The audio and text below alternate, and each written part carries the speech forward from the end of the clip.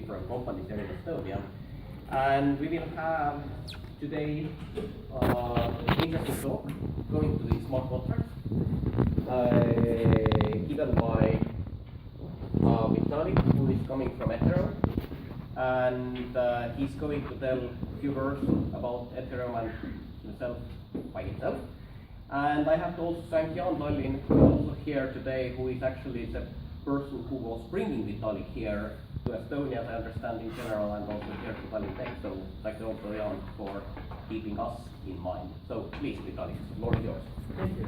So just to introduce myself in more detail, my career so far has basically been in blockchain technology. So I first discovered Bitcoin back in 2011. So this was this decentralized protocol that was using a blockchain in order to create a peer-to-peer digital currency. So I sorry, let me just fix that quickly.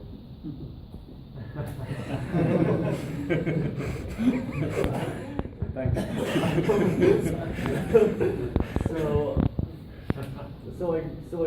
I heard about this whole space through Bitcoin. I got very interested in it, and I actually co-founded Bitcoin magazine about 4 years ago. If any of you have ever seen a magazine that says the word Bitcoin on it that has an anonymous mask, that's the first issue. I wrote about 2/3 of the articles in that. So 2 years later, people started getting interested in the concept of blockchain going beyond just Bitcoin the currency. And so people are starting to think about all the different applications that can do with it. And what I'll go into this in more detail later once I sort of start part of my presentation where I actually describe what Ethereum is. But through that journey, I eventually came up with this idea behind Ethereum, which is a platform that combines together blockchain technology and a Turing-complete programming language. So why that's interesting? Basically because it sort of combines these two concepts, this concept of blockchains, this technology that lets you create these kinds of decentralized systems for potentially your large range of applications, and this concept of smart contracts. So it's kind of important to note that blockchains and smart contracts are different things, and you have plenty of blockchains that can't do smart contracts, and theoretically you can definitely do smart contracts in a completely centralized setting, not using blockchain technology at all. And chances are, if you have any kind of financial contracting platforms and banks, they probably use some technology they might use some technology that's similar to smart contracts already. So start off, what is a smart contract? So the simple definition is a smart contract is a computer program executed in a secure environment that directly controls digital assets. So this is the definition that I usually use in order to describe what smart contracts are. And there's several keywords in there that I want to go through sort of one by one. So first of all, smart contracts are computer programs. So given that this is a tech university, I imagine lots of people here are some kind of computer science. Is that true? Mm-hmm. Excellent. So the computer programs in general, there's sets of instructions. They have inputs and they have outputs, or they might do certain things based on certain conditions. So one very simple type of smart contract is just betting on an event. So let's say, for example, that there is some event, and we're not going to yet say how, but somehow the environment that the smart contract is running inside is aware of whether or not this event took place, and people wants to make a bet. So it wants to make a bet saying that if this event happens, then party A gets 1,000 units of some currency, and if the event doesn't happen, then party B gets 1,000 units of the same currency. So if you want to make this kind of agreement, and you want to express it as a smart contract, then you would just write a contract, with a few lines of code that looks roughly like this. So you write a program which says if this variable that asks whether or not some events took place is true, then this programming language has access to some instruction which says send 1,000 units of some digital asset to party A. Otherwise, send 1,000 units of some digital asset to party B. So most smart contracts that at least I hope, people are going to be using in the real world are going to probably be substantially more complex, but, this is essentially the basic principle. And, I'll go into quite a lot more examples of this a bit later. So, secure environment. So this is one very important point. So let's imagine that you have a system where party A and party B are making a bet against each other. And, you have a system, and now let's suppose that this program is running on party A's computer. Now, let's suppose that party A loses the bet. Well, party A could just turn out to be a nice and honest guy and let the contract run anyway, or party B could go look at his computer, click the button that says shut down, and hold it for 5 seconds. And if he does that, then party B is not going to get his money. So it's absolutely crucial for the environment that the program is running in to be trusted by both sides. And the importance of trust here is probably one of the major reasons why, I think smart contracts and blockchains kind of go well with each other. So, secure environments, what can they be? So servers run by trusted parties is one example. So, for example, lots of people trust banks. So if you trust a bank, then, potentially you could just run financial contracts on a platform that's run by a bank, and for you that might be good enough.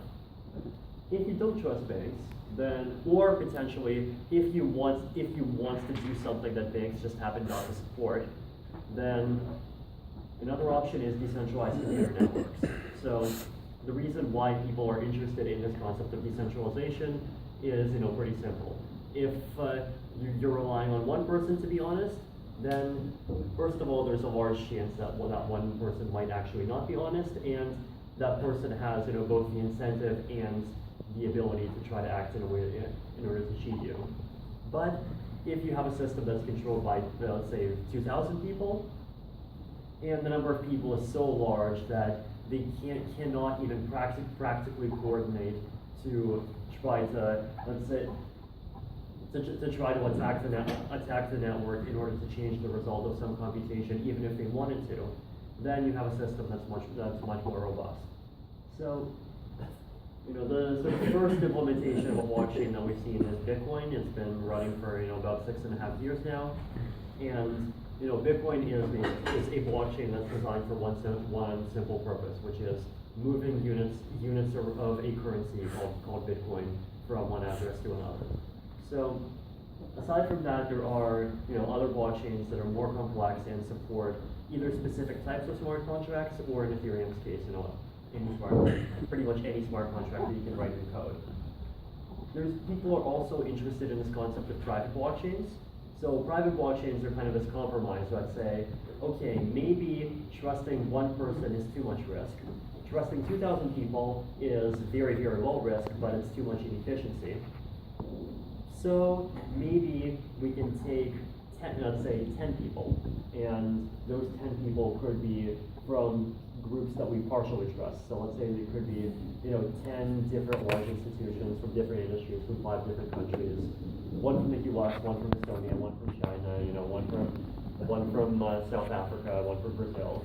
And once again, we can trust that because there's a lot of them, and because we kind of vetted each one to be fairly honest, the system's likely not going to break. Servers run by trusted parties using a platform where computation is auditable. So there are some cryptographic techniques that let you run programs in a way that's still being run by one server, and theoretically, all of that one server has the ability to press the off button to start manipulating numbers in their memory or their hard drive, but you have these sort of cryptographic law proofs that are constantly being produced by the computation, and so if this one party cheats, then you have this simple proof that you can use to immediately send to anyone in the world that shows this node is unreliable, please don't trust it anymore. So there's a company called Monetas that's actually also based in Switzerland, very close to Ethereum, and they are building a cryptographic finance system that's based on this approach. There are other interesting approaches. So this concept of state channels is interesting. It actually combines together the second last one and blockchains. So the idea here is this. Let's suppose you have computations. Computations are run on a server, and that server also has in order for that server to be used, the server has to take some digital asset and submit it as a security deposit into a smart contract on a blockchain. What does the smart contract do? It watches for proofs that this trusted server acted in some way that's incorrect. And if someone submits a proof, then the security deposit is destroyed and the computation automatically switches to a different server. So this is, potentially a route that could sort of combine the efficiency advantages of having one server do things with the security and trust benefits of having a widely distributed blockchain backing computation. So, there's lots of different approaches, but once you figured the approach out, all you kind of need to understand is that there is this sort of computer in the sky, and it's running computations. It can accept transactions, and it processes them according to rules that everyone understands and everyone agrees on, and you kind of accept in your model that no one is going to tamper with it. So directly controlling. So this is important. So people sometimes talk about smart contracts and legal contracts as if they're similar. And in reality, they sometimes compete with each other, but they're also extremely different things. And in a lot of ways, they specialize in different areas. So the key difference is a legal contract is an agreement. So it says, if this happens, I agree to do this. A smart contract is not quite like that. It's smart contracts do not impose any kind of obligation on anyone. So when you create a smart contract, when you're signing a smart contract, there is basically nothing legally enforceable about it. And instead, basically what you have is the contract holding the assets or the collateral itself. So theoretically, they do compete with each other sometimes. So one question you have is, what is the sort of equivalence? How do you map a legal contract to the sort of potentially equivalent smart contract? And the basic approach is basically this. So if you have a legal contract that says, I promise to send you $1,000 if X happens, the smart contract equivalent would be, I send $1,000 into a computer program, which sends it to you automatically if X happens. And if X does not happen, then eventually it sends $1,000 back to me. So it's, the two things basically have the exact same effect. And now, of course, there are a few differences in practice. So one example is that with smart contracts, there's much lower counterparty risk. So let's say even if you completely trust the legal system, so even if you completely trust that, if the person signing the contract acts dishonestly, then the legal system will very quickly act correctly and punish them. Then even still, you could have a situation where this person who signs the contract goes bankrupt. So there are always going to be risks. So meanwhile, with the smart contract, it's in there, it's guaranteed, nothing can possibly happen, unless of course the entire the platform breaks. But on the other hand, there are costs. There are collateral costs. So in this particular case, in order to be able to send the $1,000 into the computer program, you have to have the $1,000 right now, and you can't wait some number of days before you have it. So they are somewhat different in that sense. Digital assets. So digital assets are actually a fairly broad category. So let's take the euro as one example. So, quite often people who talk about Bitcoin sort of talk about Bitcoin as being the first digital currency. And in reality, that's not true. So if you look there, currency in circulation, M1, M2, M3, currency in circulation basically is paper bills. It's actual euros. It's basically things like this. And there's a total right now of about 600 billion of that.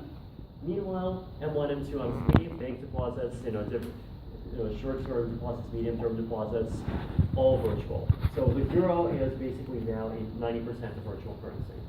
So, and 90% a digital currency as well. Domain names. So this is something that we don't usually think of as a financial asset. It's also interesting because domain names also sort of predate Bitcoin in one important respect, because domain names are an asset that exists kind of inside the context of the internet and is not legally backed by anything outside of the internet itself. So there is no domain names are not really a promise for any kind of physical object. They're not a share of anyone's revenue. Theoretically, it's entirely possible that everyone on the internet will coordinate on switching to some new domain name system where all the names are going to be reset and completely different. But even still, they have value, and just like Bitcoin, they have a lot of value. So as you see here, privatejet.com is literally worth more than a private jet.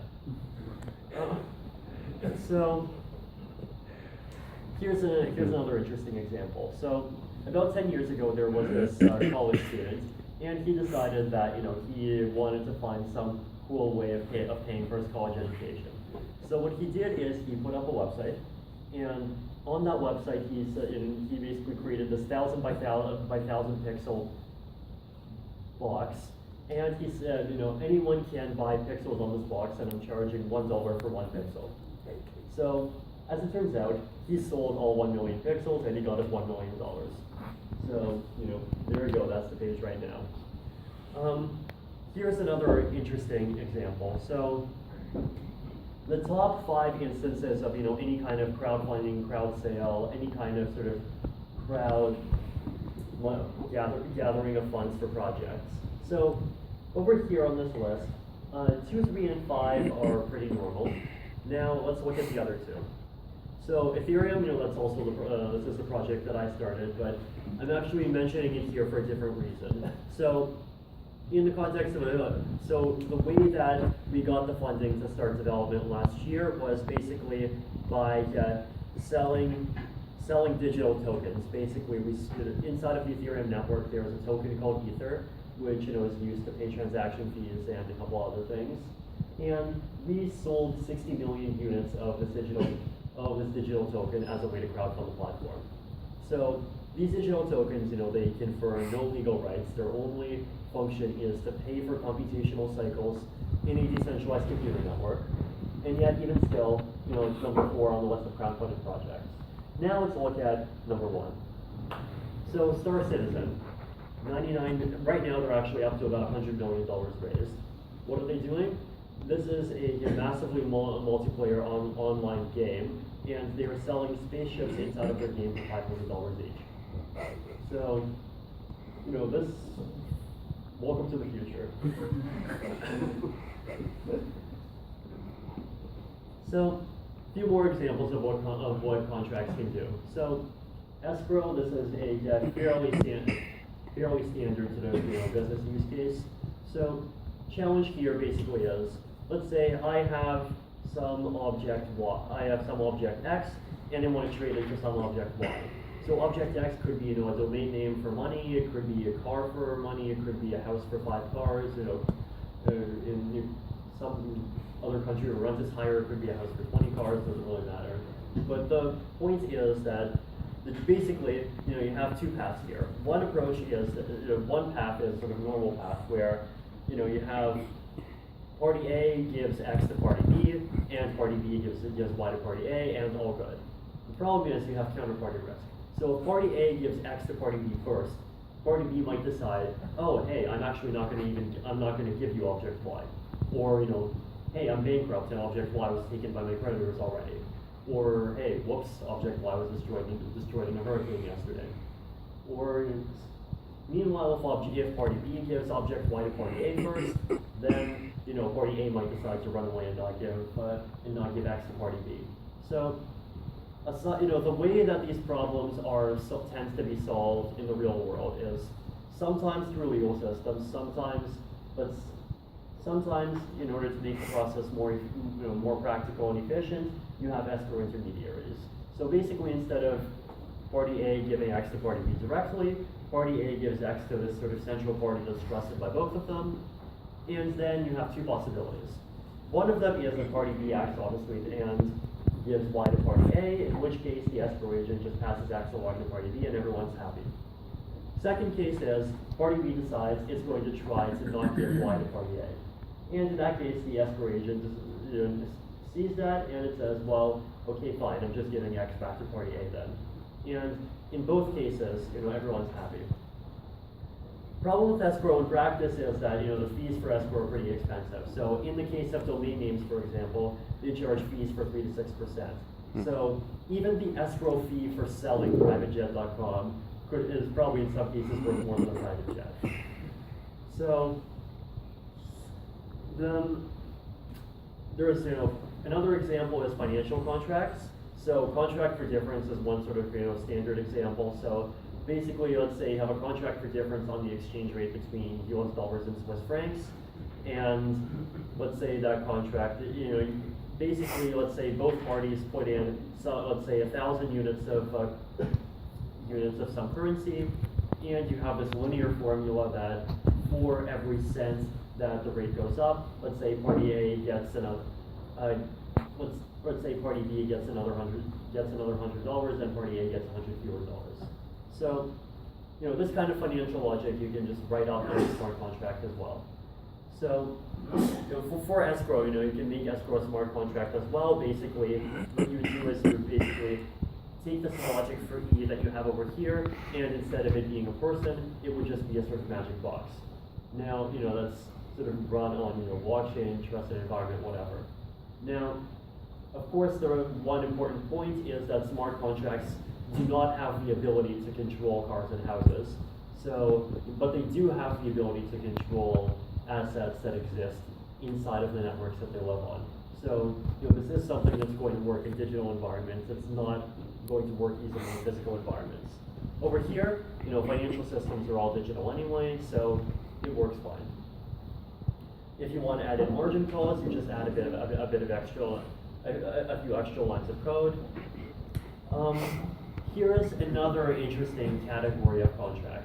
So, in some cases, at least in the cases before this, we saw a contract as kind of being used in order to securely execute some kind of trade or some kind of transaction between two separate parties that don't fully trust each other.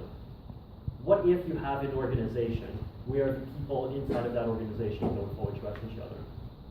Then, one approach, one very simple example, let's say you have 5 people, those 5 people are in 5 different countries, and they want to start a startup together. And as it turns out, into their startup, someone is willing to just give them $200,000 of investment. So who's going to basically control the money? So one solution that might let you solve the problem more cheaply is basically instead of having it be controlled by any one person, you have it be controlled by the smart contract. And the code that the smart contract has is basically that instead of any one particular person having control over it, you have a system where anyone can kind of provide a suggestion for where to send the money to. But in order for a suggestion to be implemented, it actually has to be signed off on by, let's say, 3 out of the 5 owners. So once again, in this kind of setup, you're not trusting any one person anymore, you've gone up to trusting 3 out of 5. So potentially you can even make policies that are more complex. So for example, you can allow 1 of 7 to withdraw up to 1,000 a day and 4 of 7 to withdraw more. So actually, incidentally enough, for the Ether wallet that the Ethereum Foundation has, which has about $2.5 million worth of our own cryptocurrency right now, this is basically the exact policy that we're using. So something like this could provide a balance between security and usability. Mandatory waiting periods. One sort of cool idea that people have come up with is this concept of sort of digital self-executing wills. So the idea is that if the smart contract detects that you haven't touched your account for 6 months, then it automatically, let's say, allows some key controlled by some lawyer you trust, your son, whoever else, to access the contract instead. Potentially, you could do something like putting an entire organizational governance policy into a smart contract. So whether it's some kind of voting system, rules for adding directors, rules for different kinds of resolutions, and so forth.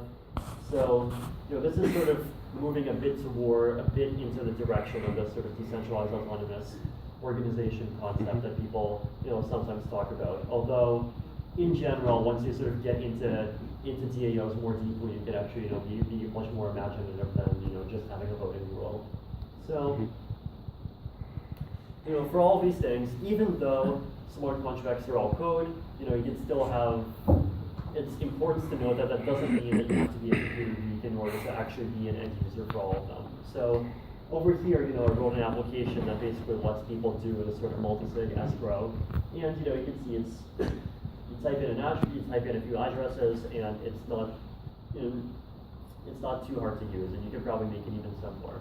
So there's in this sort of area in general, there's I think going to be a lot of room for basically creating tools that allow people to very easily, very quickly instantiate the kinds of smart contracts they want to have for the kinds of interactions that they want to have. Here are just some more sort of interesting and out there examples of why smart contracts might be useful. Computational markets. So currently, there are things like the RSA challenges. There are a bunch of computational challenges that have prizes for doing things like factoring large numbers, potentially analyzing certain large sets of data for particular information, and so forth. Even proving mathematical theorems. So potentially things like that you could actually implement entirely in a smart contract. Basically, if you want to make a bounty, then you just shove $150,000 into a smart contract, and that smart contract basically says, if you can provide to me the two numbers that are the factors of this really, really big number, then you can take the money out. So, or potentially, if you can provide to me a proof for a mathematical theorem, then if you try hard, you can probably cook up a theorem proof verifier and put that inside of a smart contract, and potentially verify the entire proof. If the proof actually verifies correctly, then send the money out. So doing something like that is probably going to be a bit harder because in general, mathematical theorems proofs tends to be a bit more subjective than some people want them to be. But it's a direction you can develop in, at least in some cases.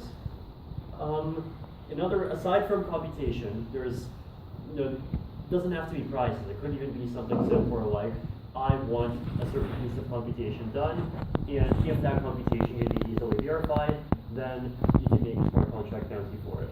So another example would be things like machine learning. So let's say you want to find a set of parameters that optimally satisfy some particular cost function, then you can do that too. Aside from computation, there's also this concept in cryptography called proofs of retrievability. Basically, if someone proves to you that, using some kind of cryptographic proof, that they are storing a particular file that you want them to store, then you can have a contract that automatically keeps paying them some amount, let's say every day. So something like this, you could imagine something like this as being a tool that you could use to build, let's say, a decentralized file storage system, where theoretically, imagine something like kind of Airbnb for your hard drive. If anyone has spare gigabytes on their computer, they want to rent them out, then potentially using this kind of decentralized network, they can do that. They can find files, download them, store them, prove that they're storing them, and get paid. Prediction markets. This is another area that a lot of people are excited about, and that are very easy to implement using blockchains. So, the idea here is that if, let's say that there is some event that might happen in the future, or it might not happen in the future, and what you want to figure out what is the probability that the event is going to happen. So the idea is, and this is something that people came up with about 20 years ago, that you can let people trade these kind of shares that pay $1 if the event happens and that pay nothing if it doesn't happen. And then you basically kind of watch for how much these shares are being sold on the market, and the theory is that that's the probability of what the event is going to be.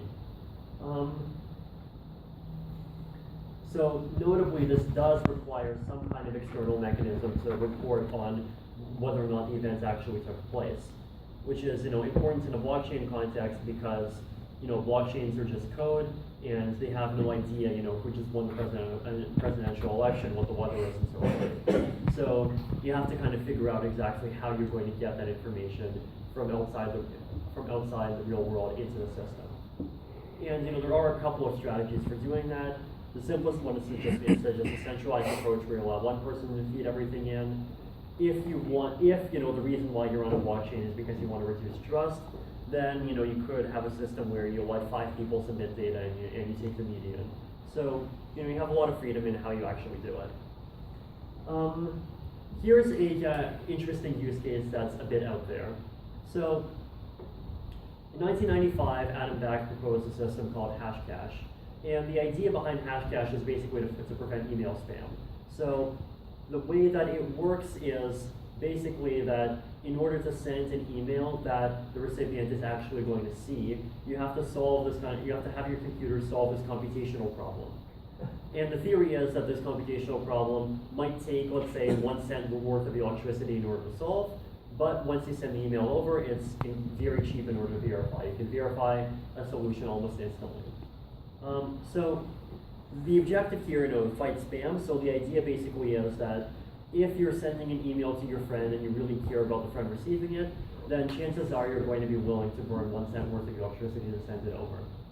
If you're just, spamming a million people with Viagra, then maybe not. Now, of course, this never took off, and one of the reasons why might be that it's just too expensive. So here's an interesting alternative approach. So, basically using smart contracts. So the idea is that you require the sender of an email to put $1, or $1 worth of some cryptocurrency, doesn't matter, into a security deposit. So basically into a smart contract, which, let's say, gives that money back after, let's say, 1 or 2 weeks. But within that time, the recipient of the email, if they, click report spam, that sends a transaction to the blockchain, which automatically destroys it. So basically, if I send you an email and you're fine with the email, then by default you pay nothing. But if the recipient decides, hey, this is spam and this guy's a jerk for sending it, then you lose $1. So basically pay, only the spammers pay, everyone else pays nothing. So this is just sort of one example of interesting things that you can do, even on sort of very, very small scales, once you have this kind of technology very easily available. So smart contracts and legal contracts, once again, they're very different. So when Nick Szabo first introduced the term smart contracts in 1998, one example that he used in his original paper was vending machines. So, a vending machine is, in a way itself, kind of a self-executing contract in a very similar way. So, you put a euro into the vending machine, and whatever item you selected, it automatically comes out. And so, the vending machine has rules